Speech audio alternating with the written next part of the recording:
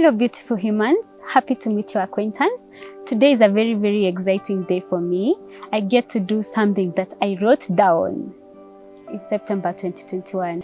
Hello from the sunny side. I am Sophia, your life coach in abundance, healing and thriving. A girl from Matimbei village who has a little million lessons she has learned so far and would love to share them with the world. Her mantra is Ubuntu, I am because we are. If you have the fire of knowledge, let others light their candles with it. Otherwise, it burns the self-soul when contained and it hurts. So we are here for a lifetime. Yours, Sophia. By now you know my name, Queen Sophia, Queen of Philosophy and your global full life coach. The reason I am starting this channel is because of the light I have seen, just as I've read, and to share that light with the world. So through this channel, we get through the journey of self-discovery, self-mastery, to living as the best versions of ourselves. This takes me back to how I did get to grow up, and I'm taking you on a tour in my village, which is in Matimbei, Kenya. The reason we're getting to do this with you is to show you the journey that has been, and the kind of environment we get to grow in, a very natural environment where we're exposed to healing on a day-to-day basis, albeit the many traumas we get to undergo as children. So through this channel, I'll get to use books that are very vital, that helped me in the year 2022, when I got to read a lot of books on self-help category of books. When we are growing up, that is when we get through the journey of shaping ourselves to be the best versions of ourselves. And through this journey, it can be a bit reflective because it involves our parents. They're the people who are closest to us, who we got to confide so many things that we were undergoing at the time. At the same time, maybe not confiding because of the insecurities that we had. How will anyone react to what I'm going through?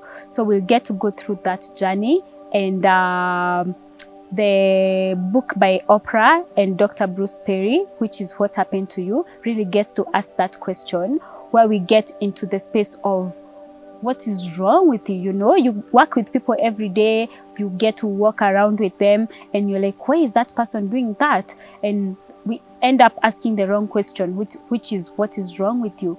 And the right question is what happened to you? Because that's how we start the healing journey. We need to heal from our trauma so that we can pick up on that to become the best version of ourselves. So the vision and the purpose of this channel is to get a happy world, and how we do that is by impacting the lives positively with as much awareness as I can in my space. And this will be a sharing platform with many people along the way, and I hope we all get into that North Star, which is happiness. If anything, that's all we want as the human race. So this content will be very valuable to all generations, from our grandparents, our parents, our kids, to the future generation, because it taps on all that. And they're very helpful books that we'll be working on. And the very first book that we'll tap on, which was one of my reads for the year 2022, is What Happened to You by Dr. Bruce Perry and Oprah. And a whole lot of collection of other books that I did get to read, and others I'm still reading, especially the Atomic Habits, which is a really necessity book on building habits, having routines, because it's one of the way we get into a system which helps a lot in the healing process. So the What Happened to You by Oprah and Dr. Bruce Perry is more on the conversations on trauma, resilience and healing.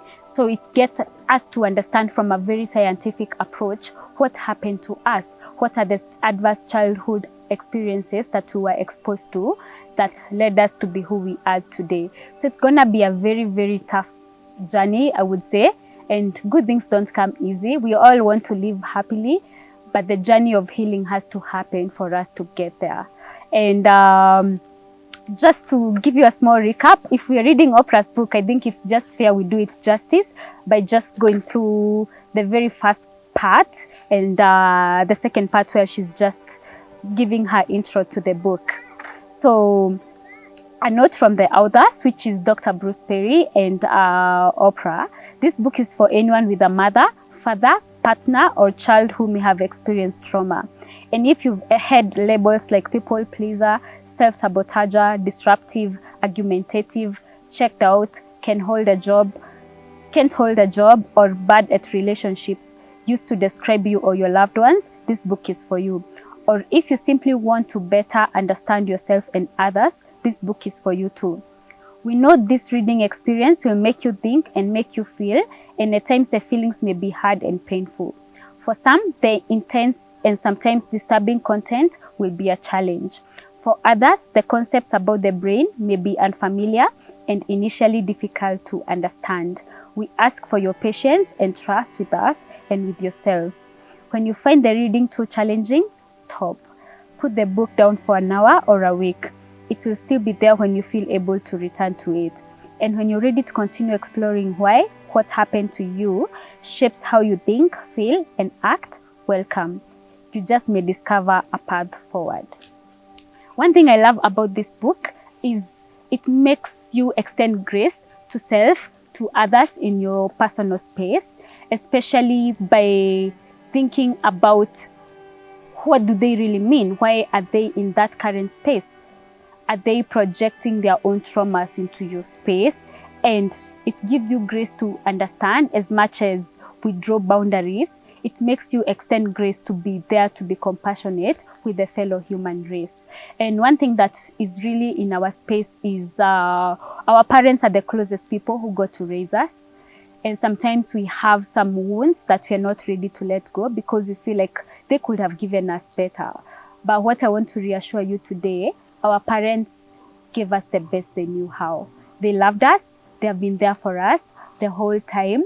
They really did a lot to get us where we are. So many sacrifices. And it's the reason I'm doing this shoot in the village as I start this, because this is where I got to see it all. As much as I was a small child, I had really good understanding of the path that my parents were taking.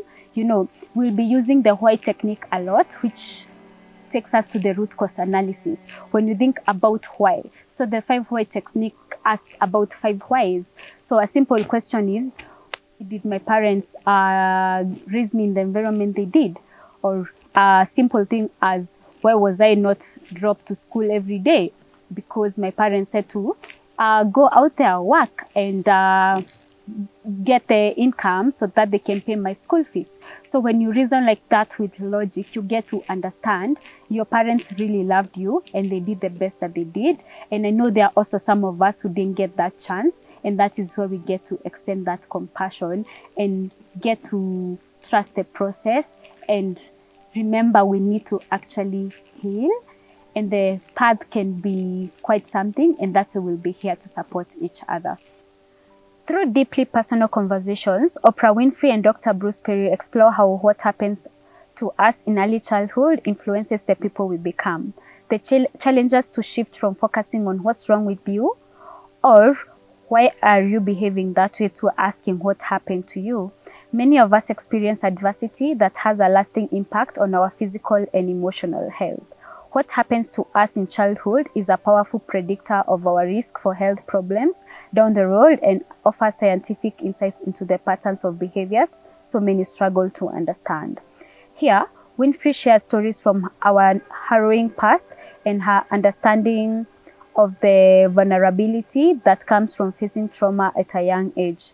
Joining forces with Dr. Perry, one of the world's leading experts on childhood trauma, Winfrey marries the power of storytelling with science and clinical experience to better understand and overcome the effects of trauma. The two focus not only on a new understanding of people's behavior, but also on trauma's effects on our own lives. It's a subtle but profound shift in our approach to trauma that allows each of us to understand our past so that we may clear a path to our future, opening the door to resilience and healing in a proven, powerful way.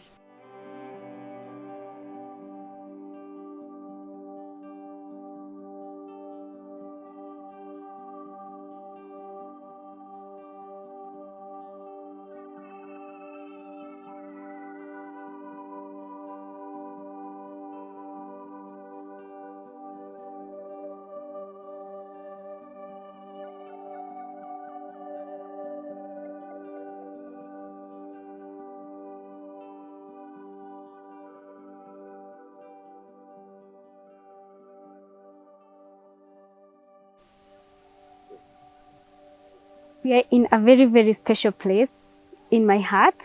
It's like 2 kilometers from home, where we had some garden back in the days, which I got to see the activities happen, like the cash crop farming. So there's some tea leaves down there.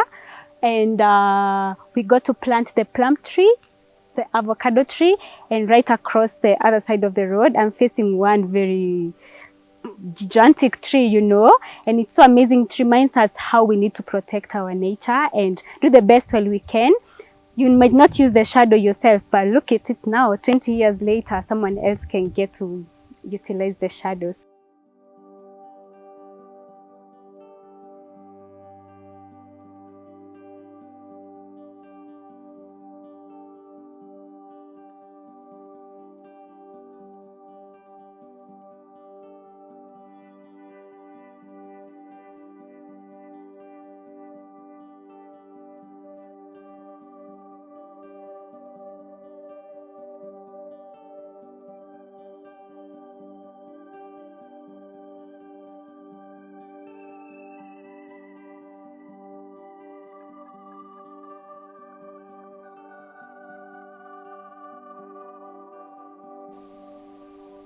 A New Earth, Eckhart Tolle. Such a lovely, lovely book.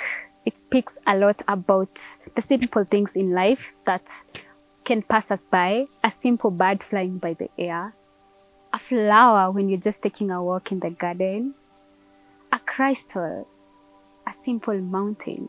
They're magnificent in their own nature. So Eckhart Tolle simplifies that and shows how it's so easy to be present in the moment by awakening the consciousness. On the summary, he says, there's a better way, and in a new earth, Eckhart Tolle provides a spiritual framework for all of us to move beyond ourselves in order to make this world a better, more evolved place to live. So the purpose of this book is humanity ready for a transformation of consciousness, an inner flowering so radical and profound that compared to it, the flowering of plants, no matter how beautiful, is only a pale reflection. Can human beings lose the density of their unconditioned mind structures and become like crystals or precious stones, so to speak, transparent to the light of consciousness? Can they defy the gravitational pull of materialism and materiality and rise above identification with form that keeps the ego in place and condense them to imprisonment within their own personality? The possibility of such a transformation has been the central message of great wisdom teachings of humankind. The messengers, Buddha, Jesus, and others, not all of them known, were humanity's early flowers. They were precursors, rare and precious beings. A widespread flowering was not yet possible at that time, and their message became largely misunderstood and often greatly distorted. It certainly did not transform human behavior, except in small minority of people. Is humanity more ready now than at the time of those early teachers? Why should this be so? What can you do, if anything, to bring about or accelerate this inner shift? What is that characterizes the old egoic state of consciousness? And by what signs is the new emerging consciousness recognized? A New Earth, abundance, finding who you truly are. Who you think you are is also intimately connected with how you see yourself treated by others. Many people complain that others do not treat them well enough. I don't get any respect, attention, recognition, acknowledgement, they say. I'm being taken for granted. When people are kind, they suspect hidden motives. Others want to manipulate me, take advantage of me, nobody loves me. Who they think they are is this: I am a needy, little me, whose needs are not being met. This basic misperception of who they are creates dysfunction in all their relationships. They believe they have nothing to give and that the world or other people are withholding from them what they need. Their entire reality is based on an illusory sense of who they are. It sabotages situations, masks all relationships. If the thought of lack, whether it be money, recognition, or love, has become part of who you think you are, you will always experience lack. Rather than acknowledge the good that is already in your life, all you see is lack. Acknowledging the good that is already in your life is the foundation for all abundance. The fact is, whatever you think the world is withholding from you, you are withholding from the world. You're withholding it because deep down you think you're small and you have nothing to give. Try this for a couple of weeks and see how it changes your reality. Whatever you think people are withholding from you, praise, appreciation, assistance, loving care, and so on, give it to them. You don't have it, just act as if you had it and it will come. Then soon after you start giving, you will start receiving. You cannot receive what you don't give. Outflow determines inflow. Whatever you think the world is withholding from you, you already have, but unless you allow it to flow out, you won't ever know that you have it. This includes abundance. The law that outflow determines inflow is expressed by Jesus in this powerful image. Give and it will be given to you. Good measure, pressed down, shaken together, running over, will be put into your lap. The source of all abundance is not outside you. It is part of who you are. However, start by acknowledging and recognizing abundance without. See the fullness of life around you, the warmth of the sun on your skin, the display of magnificent flowers outside a florist shop, biting into a succulent fruit, or getting soaked in an abundance of water falling from the sky. The fullness of life is there at every step.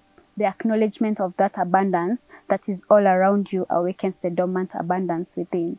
Then let it flow out. When you smile at a stranger, there is already a minute outflow of energy. You become a giver. Ask yourself often, what can I give here? How can I be of service to this person, this situation?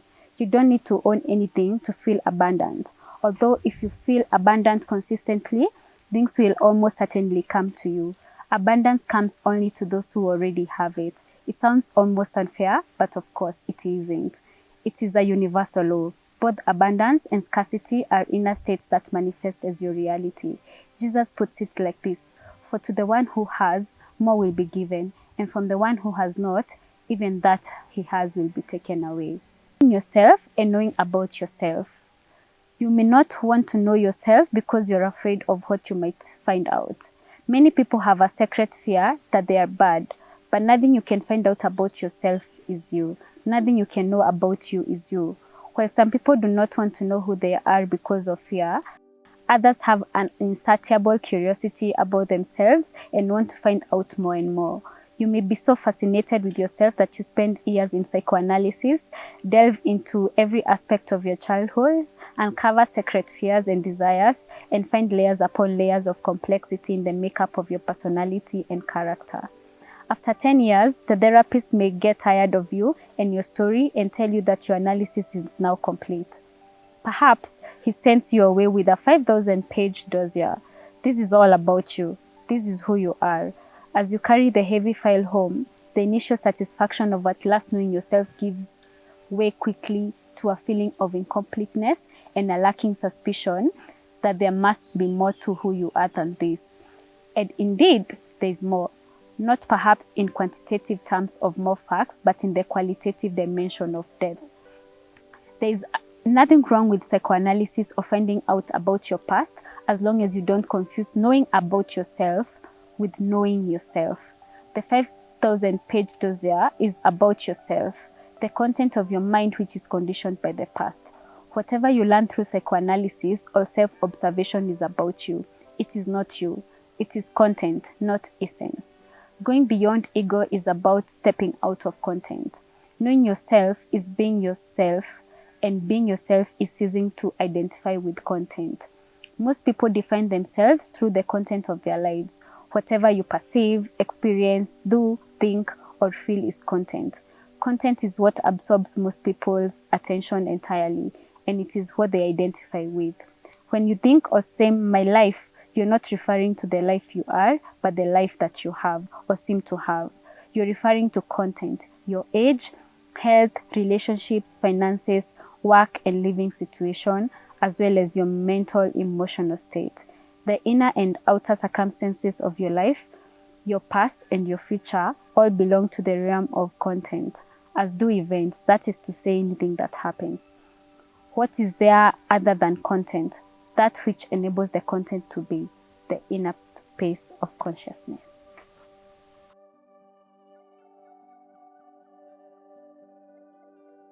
So the part I'm going to read, it's very, very sensitive, which gets into Oprah's childhood journey, what she really felt about it. It's how she gets to introduce the book.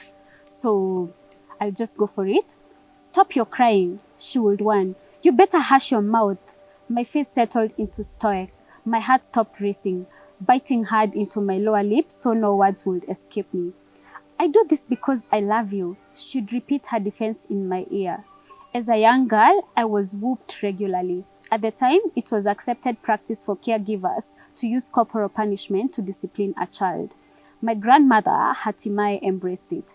But even at 3 years old, I knew that what I was experiencing was wrong. One of the worst beatings I recall happened on a Sunday morning. Going to church played a major role in our lives. Just before we were to leave for service, I was sent to the well behind our house to pump water. The farmhouse where I lived with my grandparents did not have indoor plumbing. From the window, my grandmother caught a glimpse of me twirling my fingers in the water and became enraged. Though I was only daydreaming, innocently as any child might, she was angry because this was our drinking water and I had put my fingers in it. She then asked me if I had been playing in the water, and I said no. She bent me over and whipped me so violently, my flesh welted. Afterward, I managed to put on my white Sunday best dress. Blood began to seep through and stain the crisp fabric a deep crimson. Livid at the sight, she chastised me for getting blood on my dress, then sent me to Sunday school. In the rural South, this is how black children were raised. There wasn't anyone I knew who wasn't whooped. I was beaten for the slightest reasons. Spilled water, a broken glass, the inability to keep quiet or still. I heard a black comedian once say, the longest walk is to get your own switch. I not only had to work to get the switch, but if there wasn't one available, I had to go find one. A thin young branch worked best, but if it was too thin, I would have to braid 2 or 3 together to make it stronger. She often forced me to help her braid the switch. Sometimes the whoopings would get saved up for Saturday night when I was naked and freshly bathed. Afterwards, when I could barely stand, she could tell me to wipe that paw off my face and start smiling, bury it as though it never happened. Eventually, I developed a keen sense of when trouble was brewing. I recognized the shift in my grandmother's voice or the look that meant I had displeased her. She was not a mean person. I believe she cared for me and wanted for me to be a good girl. And I understand that hushing my mouth or silence was the only way to ensure a quick end to punishment and pain. For the next 40 years, that pattern of conditioned compliance, the result of deeply rooted trauma, would define every relationship, interaction, and decision in my life. The long-term impact of being whooped, then forced to hush and even smile about it, turned me into a world-class people pleaser for most of my life. It would not have taken me half a lifetime to learn to set boundaries and say no with confidence, and had I been nurtured differently. As an adult, I am grateful to enjoy long-term, consistent, loving relationships with many people. Yet the early beatings, emotional fractures, and splintered connections that I experienced with the central figures in my life no doubt helped develop my solitary independence. In the powerful words of the poem Invictus, I am the master of my fate. I am the captain of my soul. Millions of people were treated just as I was as children and grew up believing their lives were of no value. My conversations with Dr. Bruce Perry and the thousands of people who were brave enough to share their stories with me on the Oprah Winfrey Show have taught me that the effects of my treatment by those who are supposed to care for me weren't strictly emotional. There was also a biological response. Through my work with Dr. Perry, my eyes have been opened to the fact that although I experienced abuse and trauma as a child, my brain found ways to adapt. This is where hope lives for all of us, in the unique adaptability of our miraculous brains. As Dr. Perry explains in this book, understanding how the brain reacts to stress or early trauma helps clarify how what has happened to us in the past shapes who we are, how we behave, and why we do the things we do. through this lens, we can build a renewed sense of personal self-worth and ultimately recalibrate our responses to circumstances, situations, and relationships. It is, in other words, the key to reshaping our very lives. Thank you so much for watching, engaging in this space. I've really enjoyed sharing my light with the world. You will see me in a different setup. This was just for the beginning of the channel. It's not a goodbye, it's a see you later. Thank you.